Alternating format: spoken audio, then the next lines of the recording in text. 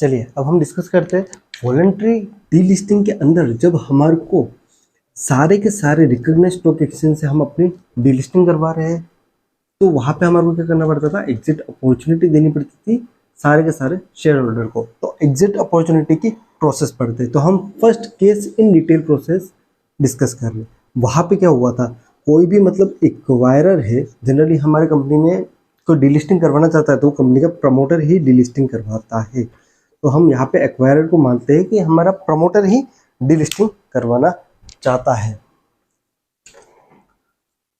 तो मान लो कोई भी प्रमोटर है जो डीलिस्टिंग करवाना चाहता है किसी भी उसकी खुद की कंपनी का, तो वो डीलिस्टिंग का जैसे ही डिसीजन लेता है उसी दिन सेम डे उसको क्या करना पड़ेगा, स्टॉक एक्सचेंज जहां पे वो डीलिस्टिंग करवा रहा है, ऑल रिकॉग्नाइज्ड स्टॉक एक्सचेंज, वहां पर उसको एक पब्लिक अनाउंसमेंट देना पड़ेगा। पब्लिक अनाउंसमेंट किसको, to the all recognised stock exchange, किसके द्वारा, प्रमोटर के द्वारा, ऑन द सेम डे उसको एक पब्लिक अनाउंसमेंट करना पड़ेगा सारी के सारे रिकॉग्नाइज्ड स्टॉक एक्सचेंज को। रिकॉग्नाइज्ड स्टॉक एक्सचेंज क्या करेगी, उसको पब्लिश कर देगी अपनी वेबसाइट पे ताकि वो पब्लिक के लिए भी अवेलेबल रहे। और जिस दिन से ऐसा डिसीजन लिया है उसके विद इन 1 वर्किंग डे, क्या विद इन 1 वर्किंग डे वो एक पब्लिक अनाउंसमेंट की कॉपी देगा, किसको, सेबी को भी देगा, प्लस टारगेट कंपनी की, टारगेट कंपनी बोलेंगे यहाँ पे कंपनी का रजिस्टर्ड ऑफिस, उसको भी एक पब्लिक अनाउंसमेंट की कॉपी देगा। तो जिस दिन कंपनी सोचती है, कंपनी का प्रमोटर सोच रहा है या एक्वायरर सोच रहा है कि मेरे को सारी की सारी रिकॉग्नाइज्ड स्टॉक एक्सचेंज पे डीलिस्टिंग करवानी है, तो उसको एक एग्जिट अपॉर्चुनिटी देनी पड़ेगी। उसी सेम डे उसको सारी के सारे रिकॉग्नाइज्ड स्टॉक एक्सचेंज को एक पब्लिक अनाउंसमेंट देना पड़ेगा, प्लस एक कॉपी देनी पड़ेगी विद इन 1 वर्किंग डे। उस पब्लिक अनाउंसमेंट की एक कॉपी देनी पड़ेगी सेबी को प्लस कंपनी के रजिस्टर्ड ऑफिस को। फिर इसके बाद में क्या होगा, इसके बाद में कंपनी को with in 21 working days, 21 days एक बोर्ड मीटिंग करानी पड़ेगी और बोर्ड मीटिंग में बोर्ड रेजोल्यूशन पास करना पड़ेगा। प्रमोटर को पहले इंटीमेशन देनी है, पब्लिक अनाउंसमेंट देना है सारे के सारे रिकॉग्नाइज्ड स्टॉक एक्सचेंज को, वहां से 21 दिन के अंदर अंदर एक बोर्ड मीटिंग करानी है और एक बोर्ड रेजोल्यूशन पास कराना है। और उस बोर्ड रेजोल्यूशन का जो भी डिसीजन होगा कि हाँ वो डीलिस्टिंग कराना चाहती है या नहीं चलाना चाहती है, उस डिसीजन की कॉपी रिकॉग्नाइज्ड स्टॉक एक्सचेंज पे देगी, ऑल रिकॉग्नाइज्ड स्टॉक एक्सचेंज, कि हाँ उनका बोर्ड मीटिंग का क्या डिसीजन था, वो डिसीजन की कॉपी देगी उस स्टॉक एक्सचेंज को।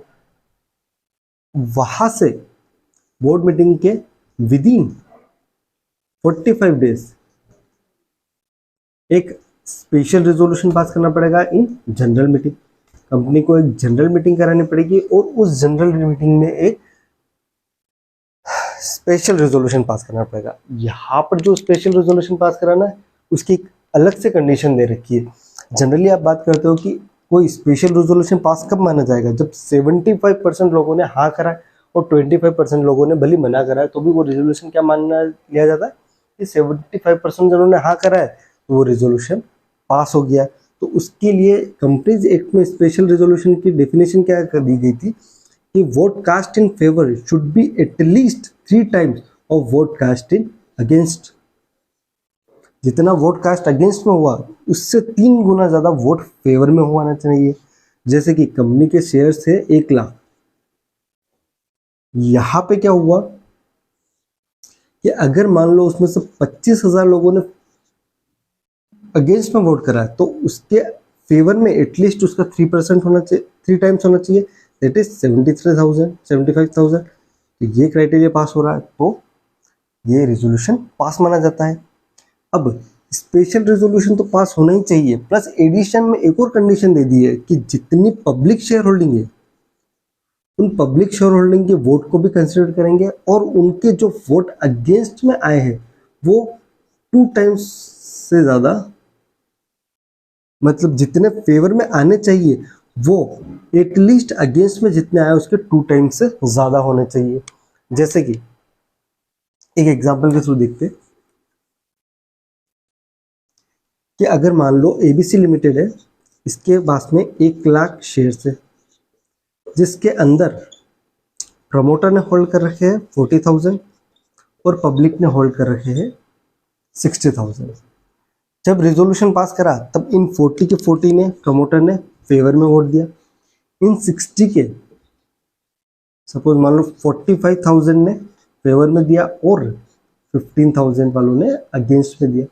तो जब एसआर की बात करूंगा फर्स्ट कंडीशन की, तो वोट जो अगेंस्ट में आए हैं उनको मल्टीप्लाई करूंगा 3 टाइम्स से, 15,000 इंटू 3 दैट इज 45,000। तो कम से कम फेवर में 45,000 या उससे ज़्यादा तो आने ही चाहिए। तो आए कितने थे, 40 के 40 पूरे फेवर में और 45 फेवर में। तो फेवर में कितना हो गया, 40 + 45 85, और रिक्वायरमेंट कितनी थी 45 की। तो 45 से ज़्यादा जैसे है तो स्पेशल रेजोल्यूशन हमारा पास हो गया। प्लस एडिशनल कंडीशन क्या देखनी पड़ेगी कि पब्लिक शेयर होल्डिंग में से जितने वोट फेवर में आ रहे हैं वो कम से कम 2 गुना होने चाहिए अगेंस्ट में। तो अगेंस्ट में कितने आए, पब्लिक की टोटल शेयर होल्डिंग कितनी थी 60,000। इस 60,000 में से बात करेंगे, इस प्रमोटर वाली शेयर होल्डिंग को हम छोड़ देंगे। तो यहाँ पे पब्लिक के अगेंस्ट में कितने आई, पब्लिक के अगेंस्ट में आई 15,000 इंटू 2 टाइम्स इक्वल टू 30,000। तो पब्लिक की जितनी फेवर में आई वो कम से कम पब्लिक की 30,000 से ज़्यादा फेवर में आनी चाहिए। तो यहाँ पे पब्लिक की सिर्फ फेवर में कितने हैं 45,000। तो ये रिजोल्यूशन दोनों क्राइटेरिया को फुलफिल कर रहा हो, एक कंपनीज एक्ट का एसआर भी पास हो रहा है, प्लस एक स्पेशल कंडीशन जो पब्लिक शेयर होल्डिंग की थी वो कंडीशन भी फुलफिल हो रही है। ये दोनों कंडीशन फुलफिल होगी तभी मान लिया जाएगा कि ये हमारा जनरल जो स्पेशल रिजोल्यूशन है वो पास हुआ। अदरवाइज अगर ये सेकंड कंडीशन फुलफिल नहीं हुई तो वह मान लिया जाएगा कि हमारा ये स्पेशल रिजोल्यूशन पास नहीं हुआ है। अब जिस दिन से हमारा ये स्पेशल रिजोल्यूशन पास हुआ, जिस दिन से हमारा यह एसआर पास हुआ, या फिर जिस दिन हमारे को कोई स्टेटूटरी अप्रूवल लेनी थी वो अप्रूवल हमारे को मिल गई, उस दिन के विच एवर इज लेटर, इस लेटर से विद इन 15 वर्किंग डेज, इस लेटर की क्या विद इन 15 वर्किंग डेज, कहाँ से लेटर, जिस दिन से स्पेशल रेजोल्यूशन पास करा वहां से, या फिर कोई स्टेट्यूटरी अप्रूवल लेनी थी तो वो अप्रूवल जिस दिन आई, इन दोनों में से जो लास्ट में हुआ है वहां से 15 डेज के अंदर हमारे को एक फाइनल एप्लीकेशन करनी पड़ेगी ऑल रिकॉग्नाइज्ड स्टॉक एक्सचेंज की ओर। साथ में इसमें एक ड्यू डिलिजेंस सर्टिफिकेट भी जाएगा, प्लस एक ऑडिट रिपोर्ट भी जाएगी जो कि 6 महीने से पुरानी नहीं हो सकती। मतलब फाइनल एक एप्लीकेशन जाएगी क्योंकि देखो प्रमोटर ने पहले से एक पब्लिक अनाउंसमेंट तो कर ही दिया, और यहाँ पे जब वो पब्लिक अनाउंसमेंट कर रहा है ना उसमें एक मर्चेंट बैंकर उसी सेम डेज को वो अपॉइंट कर लेगा, तो मर्चेंट बैंकर उसकी पूरी हेल्प करेगा। ये चीज़ अपनों ने टेक ओवर के प्रोसेस में भी पढ़ी थी, तो वहाँ पे भी क्या करेगा, सेम डे को मर्चेंट बैंकर अपॉइंट करेगा और सेम डे पे ही इंटीमेशन देगा, और with in 1 working day announcement की कॉपी टारगेट कंपनी और सेबी को देगी। तो वो प्रोविजन तो यहाँ पर सेम ही है। यहाँ पे भी क्या है, same day merchant banker appoint करेगा, स्टॉक एक्सचेंज को इंटीमेशन देगा, प्लस एक कॉपी सेबी और रजिस्टर कंपनी के रजिस्टर ऑफिस पे भी देगा। वहां से फिर यहाँ से प्रोसेस चेंज हो जाता है। यहाँ पे इसमें अपने को बोर्ड मीटिंग भी पास करानी है और एसआर भी पास करानी है। फिर उसके बाद की वापस जो प्रोसेस है वो टेक ओवर से कंपेयर कर सकते हो। एक्स्ट्रा इतना आ जाता है अपना डीलिस्टिंग में। वहां से जिस दिन से पब्लिक अनाउंसमेंट करा है वहां से 21 दिन के अंदर अंदर अपने को क्या करना पड़ेगा, एक बोर्ड रेजोल्यूशन पास करना पड़ेगा।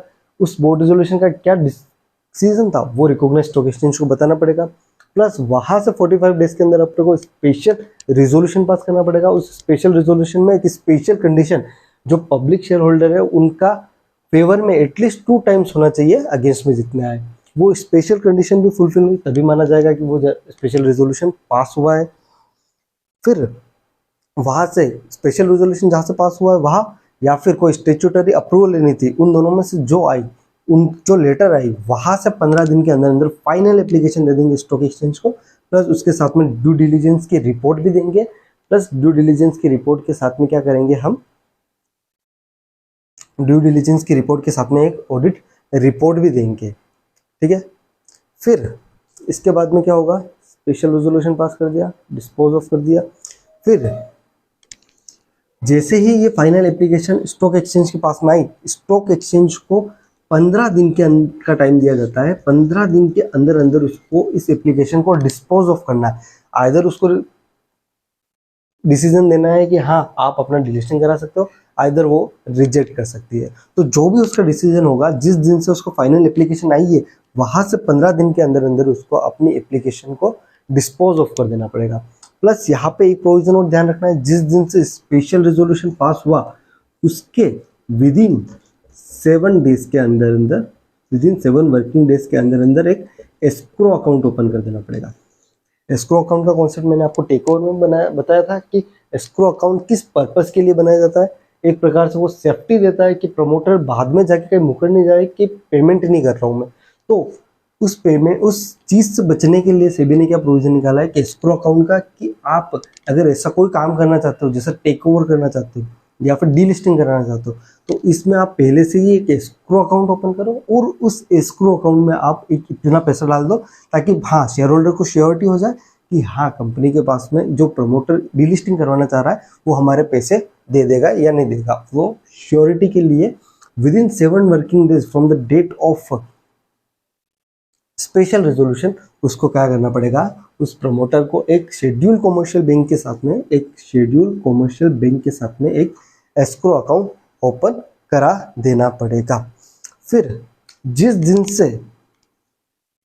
इसने डिसीजन दिया कि हाँ आप डीलिस्टिंग के लिए जा सकते हो, मतलब 15 दिन के अंदर अंदर को डिसीजन देना है, तो जिस दिन से उसने डिसीजन दिया वहां से विद इन 2 वर्किंग डेज, वहां से क्या विद इन 2 वर्किंग डेज उसको क्या करना पड़ेगा, एक्वायरर को या प्रमोटर को एक डिटेल्ड पब्लिक अनाउंसमेंट करना पड़ेगा इन न्यूज़पेपर कौन से 3, इंग्लिश, हिंदी और वर्नाकुलर।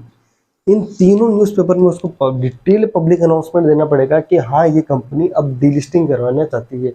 सबसे पहले जो पब्लिक अनाउंसमेंट करा था वो था इनिशियल पब्लिक अनाउंसमेंट, और ये सारी प्रोसेस बोर्ड रेजोल्यूशन पास हो गया, स्पेशल रेजोल्यूशन पास हो गया, स्टॉक एक्सचेंज ने अप्रूवल दे दी, तो अप्रूवल जहां से दे दी वहां से 2 दिन के अंदर अंदर, वहां से 1 वर्किंग डेज के अंदर वहां से 1 वर्किंग डे के अंदर अंदर क्या करना पड़ेगा, कंपनी को एक डिटेल पब्लिक अनाउंसमेंट देना पड़ेगा, एक हिंदी में, इंग्लिश में और एक वर्नाकुलर लैंग्वेज के न्यूज़पेपर में। अब यहां से क्या होगा, यहां से 2 वर्किंग डेज के अंदर, विद इन 2 वर्किंग डेज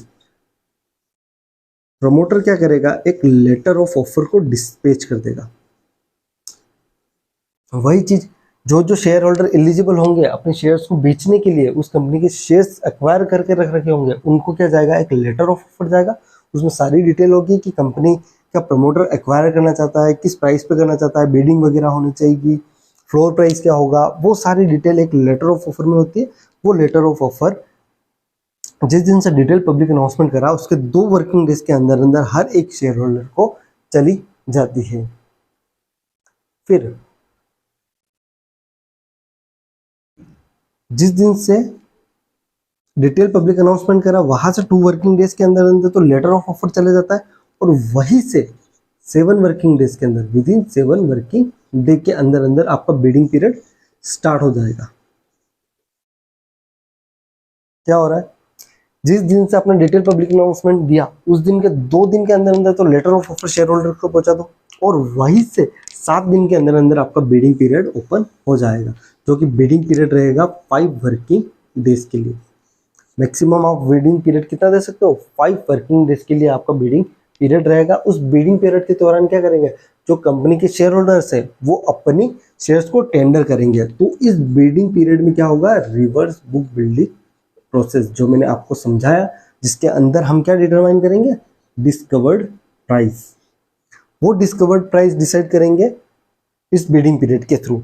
तो 5 दिन तक हमारा बिडिंग पीरियड चलेगा, पूरी प्रोसेस को हम रिवर्स बुक बिल्डिंग प्रोसेस कहेंगे। उसके बाद में हम एक डिस्कवर्ड प्राइस डिसाइड करेंगे। तो जैसे ही हमारा बिडिंग पीरियड क्लोज हो जाता है उसके विद इन 2 वर्किंग डेज, क्या उसके विद इन 2 वर्किंग डेज हमको क्या करना पड़ेगा, एक पब्लिक अनाउंसमेंट करना पड़ेगा। उस पब्लिक अनाउंसमेंट में बताना पड़ेगा कि हमारा डीलिस्टिंग सक्सेस हुआ या नहीं हुआ। सक्सेस कब होगा, जब जो डिस्कवर प्राइस आई वो प्राइस उस प्रमोटर ने एक्सेप्ट कर ली कि हाँ, मान लो उसने प्रमोटर ने फ्लोर प्राइस 102 रुपए दी थी और डिस्कवर प्राइस आई 102 रुपए, तो उस प्राइस पे वो खरीदने के लिए तैयार है। प्लस उस बिडिंग के अंदर 90% शेयर्स उस प्रमोटर के पास में एक्वायर हो रही है। इन सच ए केस उसको क्या करना पड़ेगा, ये पब्लिक अनाउंस, ये पूरा डिलिस्टिंग सक्सेस हो जाएगा। इन केस इसमें से एक भी कंडीशन फुलफिल नहीं हुई, आइदर वो जो डिस्कवर प्राइस आई है वो प्रमोटर एक्सेप्ट नहीं कर रहा है, या फिर 90% लोगों ने अपने शेयर टेंडर ही नहीं करी, तो इन सच ए केस फेलियर का पब्लिक अनाउंसमेंट, मतलब भले सक्सेस हो भले फेल हो, दोनों का एक पब्लिक अनाउंसमेंट तो उसको करना ही पड़ेगा in the same newspaper in which detail public announcement was published. अब देखते हैं क्या क्या हुआ। सबसे पहले प्रमोटर ने क्या करा, सेम डे को मर्चेंट बैंकर अपॉइंट करा, और मर्चेंट बैंकर के through all recognise stock exchange जहां पर उसकी शेयर्स डिलिस्टेड हो रही थी, उन शेयर्स पे क्या करा, एक इनिशियल पब्लिक अनाउंसमेंट करा, उसकी एक copy with in same working days, with in 1 working days उसकी एक कॉपी सेबी और कंपनी के रजिस्टर्ड ऑफिस को दे दी। वहां से पब्लिक अनाउंसमेंट से 21 दिन के अंदर अंदर बोर्ड रेजोल्यूशन पास करा, और बोर्ड का डिसीजन बता दिया स्टॉक एक्सचेंज को कि वो डिलिस्टिंग कराना चाहती है नहीं कराना चाहती है। बोर्ड रेजोल्यूशन से 45 दिन के अंदर स्पेशल कंडीशन वाला स्पेशल रेजोल्यूशन पास करा, और स्पेशल रेजोल्यूशन पास करने के विद इन 7 वर्किंग डेज के अंदर एक शेड्यूल कमर्शियल बैंक के अंदर एस्क्रो अकाउंट ओपन कर दिया। फिर जिस दिन से स्पेशल रेजोल्यूशन पास करा या फिर कोई स्टेट्यूटरी अप्रूवल थी वो रिसीव हुई, विच एवर इज लेटर, वहां से 15 दिन के अंदर अंदर एप्लीकेशन, फाइनल एप्लीकेशन लगा देंगे स्टॉक एक्सचेंज के ऊपर कि हम अपनी कंपनी का डिलिस्टिंग करवाना चाहते हैं। जैसे ही वो एप्लीकेशन आई स्टॉक एक्सचेंज के पास में, वो 15 डेज के अंदर अंदर उसको डिस्पोज ऑफ कर देंगे, और जिस दिन उसने डिसीजन दिया रिकॉग्नाइज स्टॉक एक्सचेंज ने, उसके विद इन 1 वर्किंग डेज के अंदर आपको डिटेल पब्लिक अनाउंसमेंट करना है in English, Hindi and vernacular newspaper के अंदर। फिर जिस दिन से आपने डिटेल पब्लिक अनाउंसमेंट करा, वहां से 7 दिन के अंदर अंदर तो बिडिंग पीरियड चालू हो जाना चाहिए, और 2 वर्किंग डेज के अंदर अंदर आपको लेटर ऑफ ऑफर डिस्पैच कर देना है। बिडिंग पीरियड 5 दिन के लिए चलेगा। रिवर्स बुक बिल्डिंग प्रोसेस होगी जिसमें डिस्कवर प्राइस डिस्कवर करी जाएगी, फाइनल करी जाएगी, और बिडिंग खत्म होने के 2 वर्किंग डेज के अंदर एक और पब्लिक अनाउंसमेंट करना पड़ेगा, आइदर कि हमारा डिलिस्टिंग सक्सेस हुआ है या डिलिस्टिंग हमारा फेल हुआ है। अब हम आगे देखते हैं कि डीलिस्टिंग अगर सक्सेस हुआ है तो क्या है, और डीलिस्टिंग अगर फेल हुआ है तो क्या है।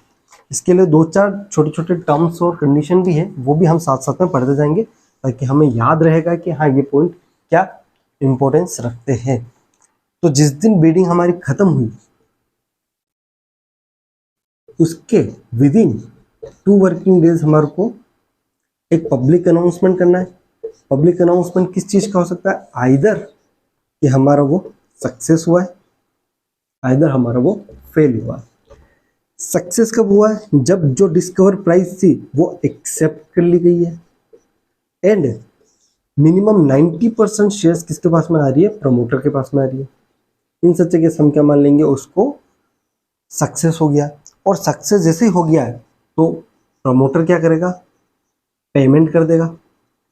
जिन लोगों ने अपने शेयर्स को टेंडर करी है उस लोगों की शेयर्स को उस डिस्कवर प्राइस के हिसाब से पेमेंट कर देगा। अब यहाँ पे डिस्कवर प्राइस के लिए 2-3 टर्म्स एंड कंडीशन लिख रखी है कि अगर मान लो डिस्कवर्ड प्राइस जो है वो फ्लोर प्राइस या इंडक्टिव प्राइस इसके बराबर या इनसे कम आई है, या इनसे बराबर आई है इनसे कम आई, तो कंपलसरी वो डिस्कवर प्राइस प्रमोटर को एक्सेप्ट करनी पड़ेगी। फ्लोर प्राइस तो मैंने आपको बता दिया, इस पर regulation 8 of SEBI takeover code, उसके हिसाब से निकालते हैं हम फ्लोर प्राइस। क्या कोई एग्रीमेंट के बीच में हुआ, एज पर रेगुलेशन 8 क्या था, कोई एग्रीमेंट के तहत जो प्राइस रखी गई है वो, या फिर 52 वीक्स प्रायर कोई भी वॉल्यूम वेटेड एवरेज प्राइस है, highest price paid by the promoter during the 26 week, उसमें कोई हाईएस्ट प्राइस पेड करी गई वो, या फिर फ्रिक्वेंटली ट्रेडेड शेयर्स है तो 60 days prior trading volume weighted average market price, उस हिसाब से जो हाईएस्ट प्राइस है वो हमारी यहाँ पे कहलाएगी फ्लोर प्राइस। इंडक्टिव प्राइस क्या होती है, इंडक्टिव प्राइस वो प्राइस होती है which is offered by the promoter which is higher than the floor price. मतलब हमारी अगर मान लो किसी केस में 100 रुपीज फ्लोर प्राइस आई है, पर प्रमोटर कहता है कि नहीं यार मैं तो 102 तक भी अगर होगा तो भी मैं एक्वायर करने के लिए तैयार हूँ, तो उस प्राइस को बोलेंगे हम inductive price. The price which is greater than the floor price at which the promoter is ready to accept all the shares, तो उस प्राइस को हम बोलेंगे इंडक्टिव प्राइस। तो ये प्राइस अगर कोई प्रमोटर देना चाहे तो दे सकता है, अगर नहीं देना चाहे तो फ्लोर प्राइस भी दे ही सकता है। ठीक है, इन दोनों में से एक तो देगा ही देगा। तो अगर हमारे जो डिस्कवर प्राइस है वो फ्लोर प्राइस के बराबर या इससे कम है तो कंपलसरी बाद में प्रमोटर नहीं बोल सकता है कि मैं ये प्राइस एक्सेप्ट नहीं कर सकता हूँ, उसको कंपलसरी ये प्राइस एक्सेप्ट करनी ही पड़ेगी। और 90% वाला क्राइटेरिया क्यों रखा था, क्योंकि जो मैंने आपको बीडिंग के टाइम पे बताया था ना, कोई एक प्रमोटर था, कोई एक शेयर होल्डर था जो 100 की प्राइस थी पर वो 150 में बेचना चाहता था। तो जो ऐसे होशियार लोग हैं जो कि चाहते हैं कि नहीं, कंपनी को तो गरज है, मैं जिस प्राइस पे चाहूंगा उस प्राइस पे उस कंपनी को खरीदना पड़ेगा, तो इन सच केस उन वो क्या कर सकते हैं, प्रमोटर क्या कर सकता है, उनको बचे वो 10% की कैटेगरी में डाल के उनके शेयर खरीदी। क्यों? क्योंकि यार वो अनरीजनेबल प्राइस पे बोल रहा है, जिस प्राइस पे बोल रहे हैं कि लोग यार हम तो 100 रुपए फ्लोर प्राइस थी और डिस्कवर प्राइस सपोज मान लो 106 रुपए है, और 106 रुपए पे आपके 90% शेयर एक्वायर हो रही है, तो ये 10% वाले लोग जो है ना, इनको छोड़ दो। जो 150 कह रहे हैं, 200 कह रहे हैं, इतना कह रहे हैं ना, इनको आप छोड़ दो। क्योंकि हमारी कंपनी क्या है, सारे के सारे रिकॉग्नाइज स्टॉक एक्सचेंज से डिलिस्ट होनी चाहिए। तो अगर वहां से डिलिस्ट हो गई तो बाद में ये प्रमोटर अगर ये शेयर होल्डर अगर चाहे ना तो भी अपने शेयर्स को बेच ही नहीं सकते, क्योंकि स्टॉक एक्सचेंज इनकी शेयर्स को हेल्प ही नहीं करेगी, लिस्टेड ही नहीं रहेगी कंपनी, फिर इनको खुद के बायर ढूंढने पड़ेंगे। तो इनके दिमाग में भी एक पॉइंट क्लियर रहता है कि हाँ, अगर मान लो हमने ज़्यादा प्राइस दे दी और तो भी हमारा 90% लोगों ने हाँ कर दी और हमने ही ना मना कर रखा है, तो हमारी ये कंपनी डिलिस्ट तो हो जाएगी। फिर उसके बाद में हमारी जो 150 रुपये में बिक रही है ना अभी शेयर, जो 106 में भी बिक रहा है ना, वो 106 में भी नहीं बिकेगी। क्यों? क्योंकि वो कंपनी अनलिस्टेड हो जाएगी, फिर उस कंपनी के शेयर होल्डर को खुद को अपना बायर ढूंढना पड़ेगा। तो यहाँ पे उनको दोनों को डर भी रहता है कि क्या पता हमारे जो प्राइस दे रहे हैं वो प्राइस बहुत ज़्यादा है और वो प्राइस उस 90% में कवर ही नहीं हो, तो हमारे को तो प्राइस कुछ देगा ही नहीं प्रमोटर, हमारे को तो 10% में रख देगा। तो उस चीज़ से बचने के लिए 2-3 प्रोविज़न और एक्स्ट्रा दे रखे हैं कि इनको मान लो कोई ये जो 10% वाले लोग हैं, ये बाद में भी चाहे डीलिस्टिंग अगर मान लो 90% लोगों ने हाँ कर दिया और सक्सेस भी हो गई, तो बाद में भी उनको कुछ टाइम दिया जाता है, 1 साल का टाइम दिया जाता है। 1 साल के अंदर अंदर अगर ये चाहे तो अपनी शेयर्स वापस उन प्रमोटर को भी बेच सकते हैं, मतलब 100% शेयर होल्डिंग प्रमोटर की कर सकते हैं।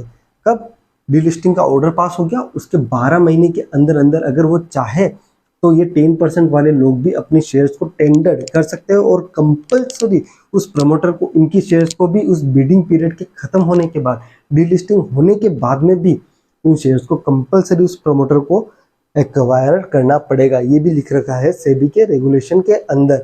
भले वो कंपनी डिलिस्ट हो गई है तो भी इन 10% वालों का जो अमाउंट होगा ना वो एस्क्रो अकाउंट में पड़ा रहेगा, और वो एस्क्रो अकाउंट में से 12 महीने तक रिलीज नहीं होगा। और उस 12 महीने के अंदर कोई शेयर होल्डर आया कि भाई मेरे को भी उसी प्राइस पे जो डिस्कवर्ड प्राइस थी उसी प्राइस पे आज भी मेरा शेयर्स खरीदने के लिए तैयार हो क्या, तो प्रमोटर बोलेगा हाँ मैं खरीदने के लिए तैयार हूँ। उनका पेमेंट किससे होगा? एस्क्रो अकाउंट से, जो बैलेंस रखा हुआ होगा उससे पेमेंट हो जाएगा उनका, और उन शेयर्स को भी कंपलसरी कौन कर लेगा? एक्वायर। तो ये जो 10% होशियार लोग ना बने ना, उसके लिए यहाँ पे 100% नहीं रख रखा है। उन्होंने कहा है, सेबी ने क्या बोला है कि 90%, क्योंकि उनको पता है 10% तो लोग ऐसे होंगे जो मजबूरी का फायदा उठाना चाहेंगे और वो बोलेंगे कि नहीं कंपनी को तो 100% करना है, अगर मान लो मिनिमम, तो हमारी शेयर्स अगर नहीं बेचेंगे तो उनका 100% क्राइटेरिया पूरा नहीं होगा। अब मैं 100 रुपये की प्राइस 1000 रुपये में बेच सकता हूँ उसको, क्योंकि उसको कंपलसरी लेनी है। तो इस चीज से बचने के लिए यहाँ पे प्रोविजन रखा गया है 90% का। तो सक्सेस कब होगी? जब डिस्कवर प्राइस एक्सेप्ट हो गई या फिर 90% जो है वो शेयर्स प्रमोटर की हो गई तो सक्सेस हो जाएगा। उसका एक पब्लिक अनाउंसमेंट हो जाएगा। उस पब्लिक अनाउंसमेंट में क्या करेंगे कि हाँ हमने ये सक्सेस कर दिया, और वहां से हमारा पेमेंट हो जाएगा। इन केस ऑफ फेल हो गया, फेल कब हो सकते हैं? या तो जो डिस्कवर प्राइस थी वो एक्सेप्ट ही नहीं करी, डिस्कवर प्राइस है 106 रुपये, हमने कहा था नहीं हमारी इंडक्टिव प्राइस थी, फ्लोर प्राइस थी 100 रुपये, इंडक्टिव प्राइस थी 110 2 रुपये, तो जो प्रमोटर है वो मना बोल रहा है कि नहीं यार मेरे को 106 रुपये तो नहीं अफोर्ड होगा। तो इन सच केस वो फेल भी कर सकता है। प्लस या फिर 90% वाला जो क्राइटेरिया है वो फुलफिल नहीं हुआ, दोनों फुलफिल हुए तो सक्सेस, दोनों में से एक भी फुलफिल नहीं हुआ तो वो रिजेक्ट हो जाएगा, और उसका भी एक पब्लिक अनाउंसमेंट करना पड़ेगा विद इन 2 वर्किंग डेज के अंदर उस प्रमोटर को। किसके यहाँ पे? विद इन 2 वर्किंग डेज के अंदर। किसमें? उसी सेम न्यूज़पेपर में जिसमें डिटेल पब्लिक अनाउंसमेंट पब्लिश हुआ था, उसमें भी उसको ये बोलना पड़ेगा कि हमारा जो ऑफर है वो रिजेक्ट हो गया। इन केस ऑफ फेल एक प्रोविजन और होता है, वो भी यहीं पे डिस्कस कर लेते हैं। अगर मान लो फ्लोर प्राइस थी हमारी 100 रुपये, इंडक्टिव प्राइस प्रमोटर ने बोला कि नहीं मैं 100 रुपये से ज़्यादा 102 रुपये तक की एक्वायर करने के लिए तैयार हूँ। फिर बिडिंग वगैरह हुई रिवर्स बुक बिल्डिंग मेथड के थ्रू, वहाँ पे डिस्कवर प्राइस आई 106 रुपये पे। तो इस प्रमोटर ने क्या बोला, अरे 106 रुपये तो मेरे को अफोर्ड नहीं कर सकता हूँ। तो यहाँ पर एक प्रोविजन और बनाया गया है कि in case the discover price is not affordable by the promoter, then he can give a counter offer. उस काउंटर ऑफर में क्या होगा कि वो प्रमोटर वापस से एक और ऑफर देगा।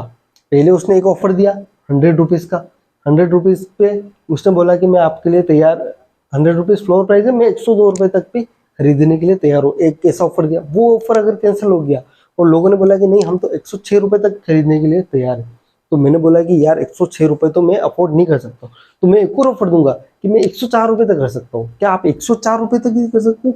तो एक ऐसा एक और ऑफर जो मैं 104 रुपए पे दे रहा हूँ, तो उसको बोलूंगा मैं एक काउंटर ऑफर।